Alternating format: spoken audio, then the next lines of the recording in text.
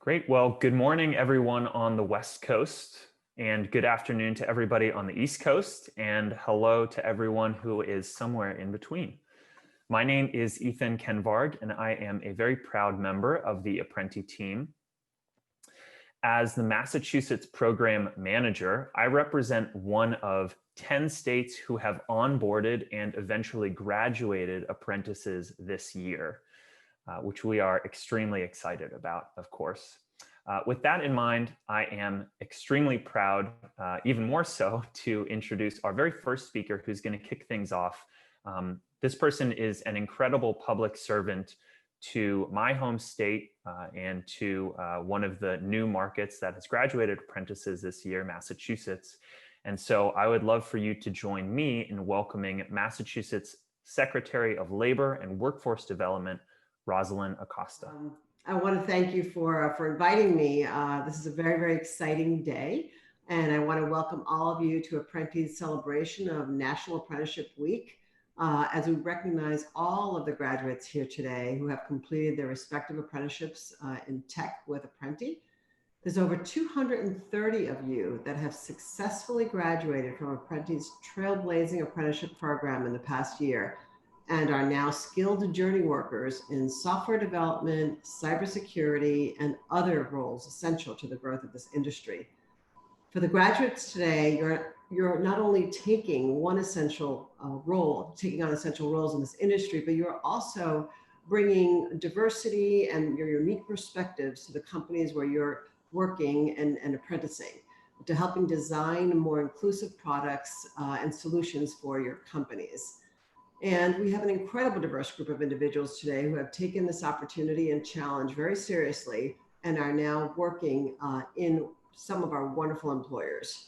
In Massachusetts, the Apprenti program has more than a third of its graduates that are women, and more than a half are people of color. And nearly all of our graduates, on average, have nearly tripled their income after completing their apprenticeship, making an average of $91,000 a year. That is transformational. And with the likes of tech industries in Massachusetts, like Cengage and Wayfair and VMware, and even Harvard University, who are leading by example, providing the opportunity to these apprentices, our graduates today and others like you can prove that if given the chance, you will succeed. And I want to thank all our employers, because without you, this would not happen, and that collaboration is so essential. I'm a huge fan of Apprenti. I think that Jennifer knows that, and Lauren from our office here in Boston knows that. And the work that you're doing to empower people and to make sure that they have an opportunity to work in absolutely fabulous jobs is great. And apprenticeship is for everyone.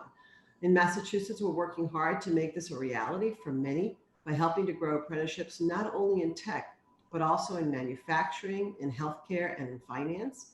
And we're seeing in all our sectors the impact of that apprenticeships can have in creating more opportunity for more people from all backgrounds, circumstances, and life experiences. And as you know, this has been an unprecedented several months. So the fact that you were all able to pivot quickly and pivot to remote learning really is a tribute to all of you. This has been a really challenging 8 months. Certainly for us, we are in charge of the whole unemployment system here in Massachusetts, and we have seen unprecedented unemployment numbers. But with that, there's incredible opportunities. We have today in Massachusetts over 12,000 job openings in IT. And that is, those are jobs that are being filled by programs like this. So I am really, really excited about what's going on. And from the very beginning of our conversations with Apprenti, we had a very, very shared mission and goal. Our shared mission of goal of making sure that we made this industry a lot more inclusive and a lot more diverse, because we know it's not. And the fact that Apprenti was passionate about that, as were we, made a great partnership. So I'm proud of all of you. I know this was really hard to get here. This was a tough exam to even get in for your interview, and then you had to interview, but you made it through. And I hope that you're all super proud of yourselves. And now I do want to introduce someone that is equally as passionate as I am about this program, Jennifer Paulson, our co-founder of Apprenti. And Jennifer, I will turn it over to you. And congratulations, all of you. You guys are all rock stars. Great job. Well, thank you, Secretary Acosta, and thanks for all the work that your team has done in the Commonwealth with us in order to stand the program up and get things moving in the direction. And I agree, it's about a shared vision and a shared idea that we're able to take people and retrain them into growth sectors like technology. And I think that the importance of today can't be lost in only the 231 people who are graduating. We also have over 1,000 apprentices in the system in a very short time, just a few years. But even amidst COVID, we're seeing companies now realizing that they can move business forward even during the most difficult of times. And the tech sector, being an environment that uses technology to work remotely, is already poised for growth still again next year. So I don't think that those numbers are going to diminish in terms of what the sector is going to grow to. I think it's another opportunity for us to be able to take people who are displaced, but also people who have high competency and retrain them for our sector. I want to echo some of what you shared in your numbers and your statistics, not to take away from the composition of our people, because this is about people, but rather to illustrate what this kind of opportunity offers, and that it represents that if companies and communities can look past our normal way of identifying talent through resumes and pedigree and put faith in a person's ability and willingness to learn, that we have all the talent that we need to fill these roles in our own backyard. As you had shared on the diversity side, the percentage of women and veterans, 23% women, 65% veterans coming through this, but also 56% people of color and diversity. And the average age in this program is 32. So this is, not your typical college goer when we think of technology and how people come into this sector. And as you said, nearly triple the income. But we really, as all states are focused on, how do we get people back to work? Apprenticeship is a system, not just Apprenti, but the work that we're doing in states and on a national basis to get people into an alternate system from the traditional university ranks as a parallel pathway has put 27% of the people that we're working with back to work who were unemployed. This is an opportunity for sectors that are underrepresented in technology to be reflective of the community. And what you see here, and for more than the 231 that are coming into this program and graduating today, that this is about you being change makers. You're at the front end of something that is allowing the industry to respond as a technology sector to looking more like the products and services that are consumed by everybody. It's reflective of our communities, and it's reflective of the customers. So congratulations to everybody here, the 231 graduating today. And I also want to thank the 27 companies that are participating and graduating today. I'm going to run through a list, and I promise I'll make it fast. But Amazon, Microsoft, SRP, which is Salt River Project, Energy Company, JP Morgan Chase, Wayfair, Trace Security, Huntington National Bank, Community Health Systems, Kroger Technology, 5 Talent, Change Healthcare, 3D Technology Group, Great American Insurance Group, Carbon Black, PTC, Blue Cross Blue Shield of Louisiana, the EW Scripps Company, Cengage, FEV North America, General Informatics, AO Smith, ATEL Business, One Magnify, Northern Kentucky University IT Division, Harvard University Information Technology, Kingsgate Logistics, and Transformix. It sounds like a meaty group of people. The best part of that is it transcends sectors, because all companies are hiring tech and are tech companies. And what this is doing is demonstrating that this is a system for creating talent and not just consuming talent that can work for all industries and sectors. And that these companies recognize a need for a culture change and are creating a safe place for people to come in that are coming from a different training platform than the one we've normally consumed. apprenticeship is an incredible opportunity for what we hope will someday be millions of Americans that can get now into living wage jobs and have a long-term career trajectory that is sustainable for them and leads to a lifelong learning. So with that, I want to congratulate everybody who is graduating today, those who are coming behind them, and frankly, the trail that you are all blazing as a group of people who took a chance on a new opportunity and are being able to show how this works. And with that, I will hand it back to you, Ethan. Thank you, everyone. Thank you so much to both Secretary Acosta and to Jennifer for their really passionate and insightful remarks. As you've all heard, Apprenti has had hundreds, over 230 exactly, new apprentices graduate just this year. However, each one of those apprentices' path to and through their apprenticeship is entirely unique. With that in mind, I want to introduce our next speaker, Matea Jones, who will speak about her experience as a software analyst apprentice with Wayfair. Matea, thanks for joining us, and we're looking forward to hearing about your journey. Thanks. Hi, my name is Matea Jones. I am from the first software analyst cohort in Massachusetts, actually the first cohort overall in Massachusetts. And I have since completed my on-the-job training, but I officially work for Wayfair now, so I have moved on with the same company that I did my apprenticeship. My background before Wayfair, I worked a lot of various jobs, a lot of restaurants, some summer camps. I was a seamstress once. My last role was in analytics, and I do have some technical background. So the main draw of Apprenti for me was the on-the-job training, guaranteed, and that real-world experience. So the timing was very tight for me. So as soon as I heard about that I got into Apprenti, I put in my 2 weeks notice and moved across the country for this, hoping that it wasn't just too good to be true, right? So I don't need to tell all of you that jumping into the training was fast-paced and a lot of work. I'm sure all of your programs were as well. But I think what I didn't expect about having that guarantee of that on-the-job training was how it would affect the team environment. So we weren't competing, we all have jobs, right? Which made our learning experience so much more collaborative, and it made it really easy to build a lot of great friendships.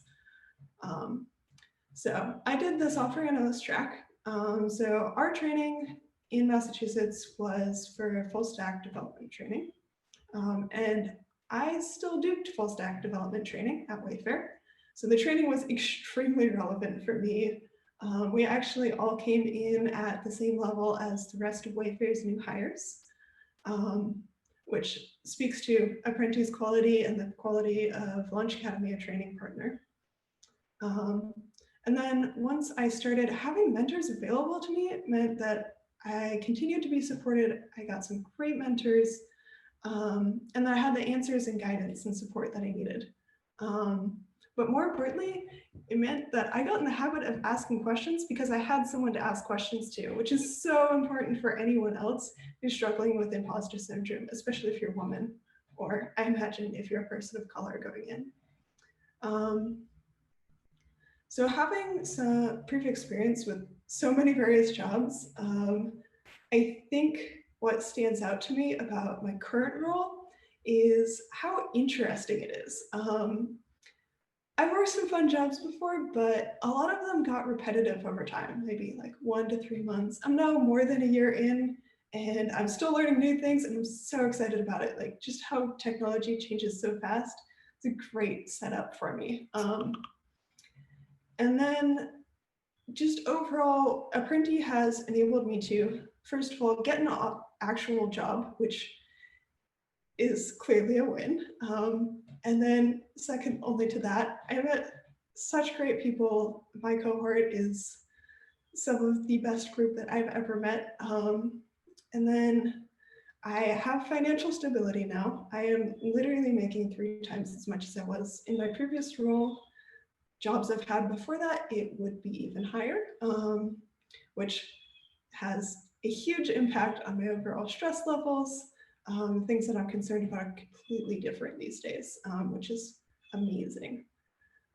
Now that we're all quarantined, also I'm able to work remotely, which is a big deal. A lot of the jobs I worked before, I just wouldn't have had a job for the last 6+ months.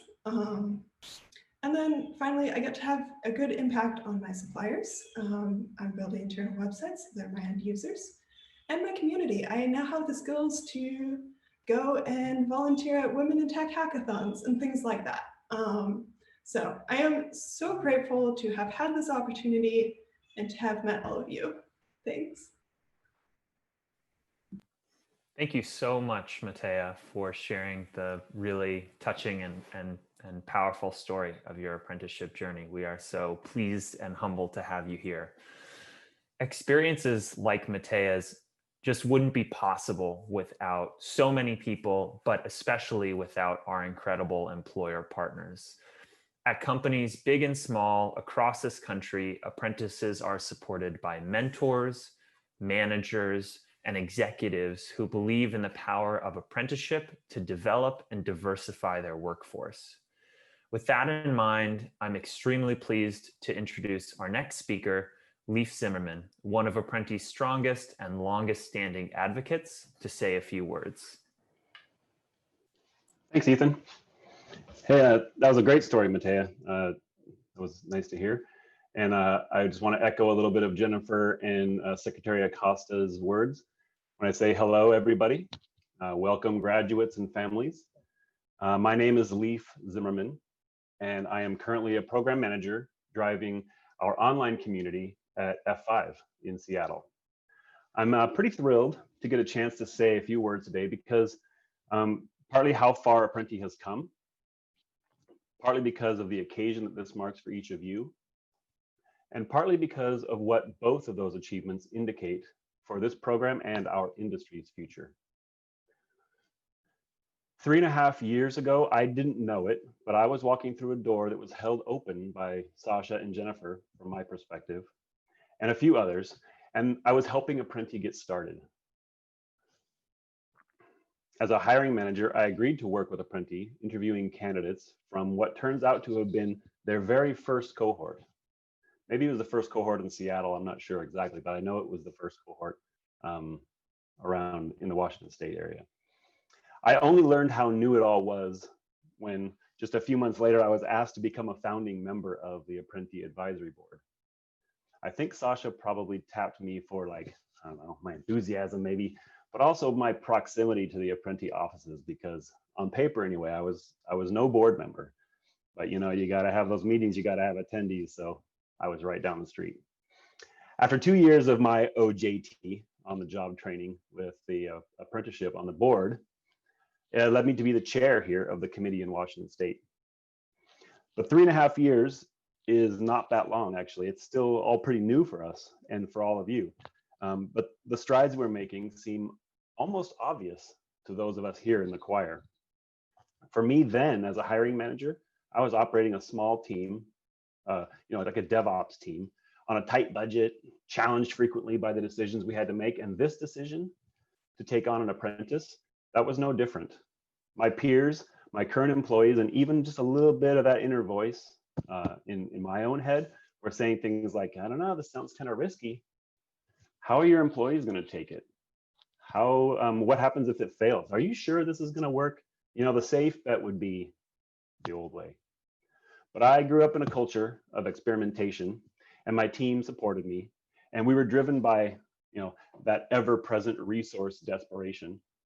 And well, I guess I didn't think about it too hard at the time. In retrospect, a lot of that stuff makes sense, but the idea just sounded right from the start. It wasn't too long before I met and hired an apprentice who not only brought value to our company, but she brought a rigor to me as a manager and to my team of experts. That rigor that kind of languishes just a bit, in part because of our expertise and the comfort zone and the way we got where we were. That rigor and that tenacity that she had, she'd honed it in her real life as a wife, as a mother, and an active community member during the 17 years or so between when I met her and after getting her college degree. You know, back before Google was a verb, that's when she got her degree. So the apprenticeship, it wasn't perfect. The one that we were in together, I was her mentor, and we didn't solve every problem we had. But in that year, we grew, and she graduated too. And while she and I no longer work together professionally, Lauren is also now a member of this same advisory board, and I consider her my friend. But today we mark your Apprenti graduation, and I think we're also here together looking to recognize something of an inflection point. We want to see that inflection point, an inflection point for you, for your career, for your employers, and their way of looking at their candidates, for your new friends, as Matea was mentioning, and I think overall for our trajectory in tech. It kind of sounds like a lecture, and I'm not a professor, but I think that this inflection point is inflecting on those entrenched ideas around ideas like meritocracy and the established ruts, the old school nepotism, the traditional testing, the traditional schooling that, and this sounds kind of risky too, I guess, but technology in this century can't really wait around for those old days, for those old ways to be broken down slowly. We have to push our way through that door. That's not like a call to arms. We're not going to rise up and, and storm the breach, but it's certainly a call for us all to pause for a moment and recognize the revolutionary part we all play in breaking down those barriers and walking through those doors. So I found a quote, but it's a little bit, I need to tweak it a little bit. So I want to borrow this quote and just change one little term. Think just for a minute from this quote of those barriers and the tools that we were using that have been used and still are being used to funnel people into and away from the tech industry. Think of them as standardized tests. The normal way is a standardized test. And William Ayers, an educator, said standardized tests are good and can measure isolated skills, specific facts and function, content knowledge, and those things are the least interesting and the least significant aspects of learning. I think, too, those are the least interesting and the least significant aspects of our job. We can pick up stuff fast. You've proven that. He also said, standardized tests can't measure initiative, creativity, imagination, conceptual thinking, curiosity, effort, irony, judgment, commitment, nuance, goodwill, ethical reflection, or a host of other valuable dispositions and attributes. That's a long quote. So I'm trying to use that quote. I want to highlight that the Apprenti program isn't those standardized tests. You weren't hired because you knew some fact. You were hired because you have those other hosts, the host of other valuable dispositions and attributes, and you succeeded, and you've graduated, and you've brought into our technology industry something we have needed and will continue to need well into the future. The most extremely valuable capacities for creativity, imagination, conceptual thinking, judgment, ethical reflection, and effort from your other experiences in life. It may not seem so now, but I know from experience, you are all holding that door for the next group. In fact, you're so big now, it seems, in every state, or lots of states around the world, around the country, it seems that you are pushing that door wide open. Just as Jennifer and Sasha were holding the door for me and Lauren and a couple others like her. And just like she and her cohort and Matea's cohort and Ubang's cohort were holding the door for you. It doesn't seem obvious and you may have never met us, but it's happening right now and you're holding the door open for those that are right behind you. So congratulations. Thanks so much, Leif. We really appreciated hearing from you and just want to reiterate what I've said before and what Jennifer shared in the comments, that your service for Apprenti to Apprenti is really appreciated and just incredible. So thank you so much for that. Thank you. And it's through the support of people like Leif that Apprenti has been able to rapidly expand its program throughout the country. As Leif mentioned, we're in states all over the nation. And this year alone, apprentices have graduated from 3 new states that we weren't in last year. And one of those states is Ohio, which is the home state of our next speaker. With that, I'm pleased to introduce Ubong Akpan, who is going to say a few words about his experience as a software analyst apprentice with JP Morgan Chase. Ubong, thanks for joining us. Thank you very much. My name is Ubong Samuel Akpan. I'm an Army veteran who was a biomedical equipment technician with the U.S. Army. It's a role that I carried over into my civilian career and transitioned into network engineering. Network engineering is a prestigious career path. Most people carve it, and I realized that there were certain aspects of it that I preferred over the hardware portion. And so the scripting and being a hobbyist with single board programming was what made me choose a career path in software engineering. However, I was unable to get placement because there's usually experience required, experience that I do not have, but it's something I don't know where to get corporate experience if you're not hiring people who do not have the experience. So by the grace of Apprenti, I am doing that now. Apprenti was able to, like, in programming parlance, break the loop, that loop of mediocrity that people find themselves frustrated about getting something they're passionate about because they do not meet certain requirements. Apprenti created that moment where the man meets the moment and is now in charge of his destiny.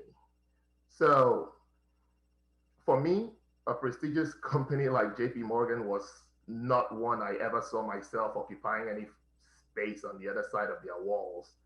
And through the apprenticeship and the on-the-job training, I am in my second year now. Having completed the program, and I'm now working full-time as a software engineer with JP Morgan Chase. I could say that I am now living a dream, which at some point in my life, I had considered a dying dream. Apprenti has injected life into it by creating the opportunity and also giving me that time and putting me in a situation where the cost of failure while learning has been reduced, because as an apprentice, I was under the auspices of more experienced technologists and programmers, and I've learned so much. I have grown, and to think of where I came from, it all seemed like a joke. Whosoever has gone through the application process would agree that the mission statement felt too good to be true. We can admit now that the proposition was just as good, ethical, and very true. So right now,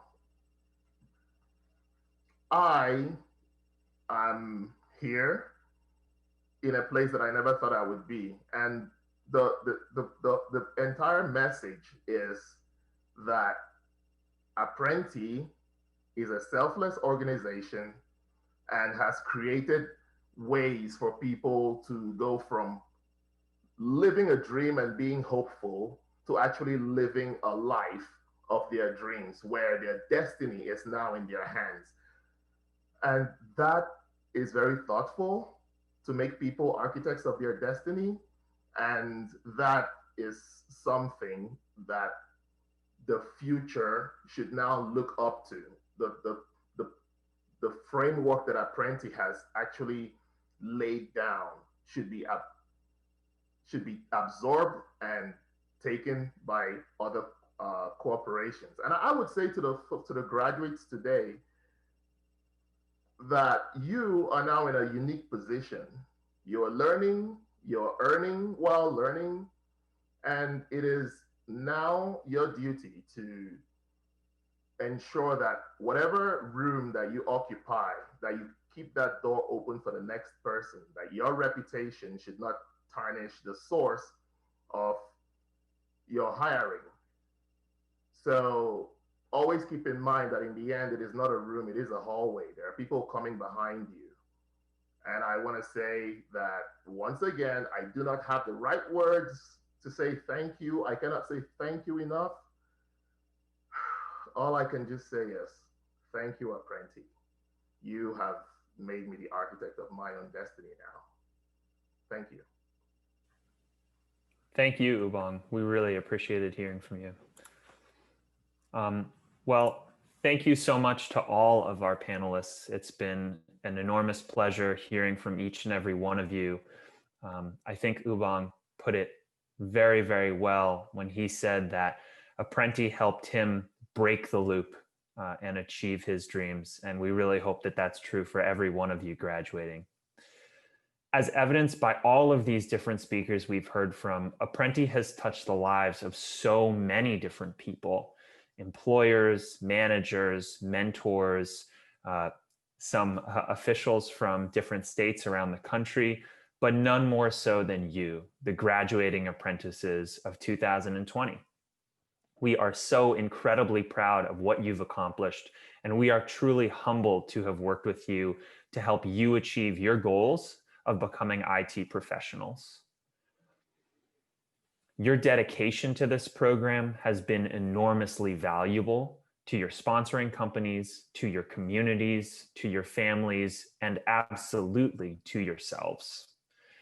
So with that, and to close out today's event, we're going to display each graduating apprentice's name on the screen shortly. Now, that said, your connection to Apprenti doesn't end here. You are a part of a group of over 1,000 apprentices across the country, and we really encourage you to connect with one another in the days and weeks to come. Apprenti has an alumni LinkedIn page to stay connected with one another, and we're also going to be rolling out some new ways to stay involved with Apprenti, and as a few people have said, really help keep that door open for the people coming in behind you. So thank you once again for attending, and congratulations to the graduating apprentices of 2020.